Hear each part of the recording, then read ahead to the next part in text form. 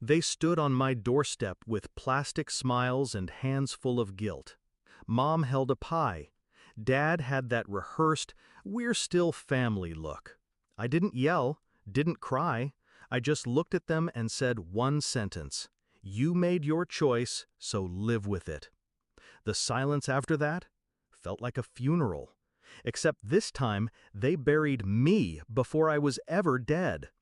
It started with a will. Theirs, updated behind closed doors. I found out by accident. A cousin mentioned it. Didn't know your sister got the house in the lake cabin, she said casually. I froze. I laughed at first, nervous, awkward. No way, I said. They wouldn't do that. But they did. Everything, property, savings, the heirloom jewelry even my grandmother promised me, signed over to my sister. Not split, not fair. Everything. I didn't confront them right away. I let it simmer. I smiled at family dinners, nodded when Mom said, "You've always been so independent." I watched my sister flaunt her new car, bought with money that should have been ours.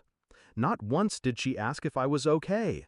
She never needed to. She already knew. I started looking through old photos. Birthdays where she got the gifts and I got the chores. Graduations where she got applause, I got silence.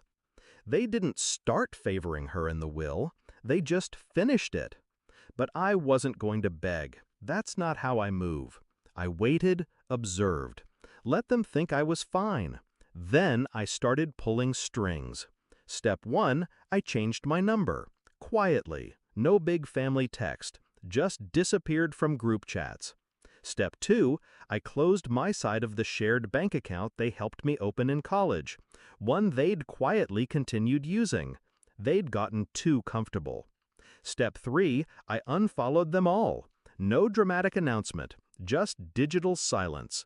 I became a ghost. That's when they came knocking. A week after I found out, like they felt the shift, like my distance suddenly threatened their control. They came with warm faces and cold motives. I opened the door, let them speak. Mom said, "We didn't mean to hurt you." Dad added, "We just wanted to make sure your sister was secure." I stood there, still as stone, then said it, "You made your choice, so live with it," and shut the door. But they didn't walk away. They took it public. The guilt trip came through Facebook first. Mom posted an old photo of us, captioned, "Family isn't perfect, but love heals all." Relatives started reaching out. "Talk to your mom. Life's too short. You're being dramatic." Even my sister posted, "Being the favorite is exhausting sometimes," with a laughing emoji. Clever. They wanted to frame it as me abandoning them, as if I'd thrown the match. But I didn't light the fire. They did, years ago. I just stopped putting it out. So I let the mask drop. I messaged the cousin who told me, sent her the legal documents I pulled, the revised will, the transfer deeds, the dates. Then I sent screenshots to my godmother, the one who helped raise me when Mom needed a break. Then to my uncle, who always asked why I looked tired at family parties. No context, just facts. The silence from them? Beautiful. The noise from my parents after? Predictable. Mom texted, "How could you do this to us?" I replied, "Funny, I was wondering the same." The phone stayed quiet after that, until last week, when my sister reached out, said she didn't ask for any of it, said I was hurting Mom's health, said I should just come back. I almost laughed.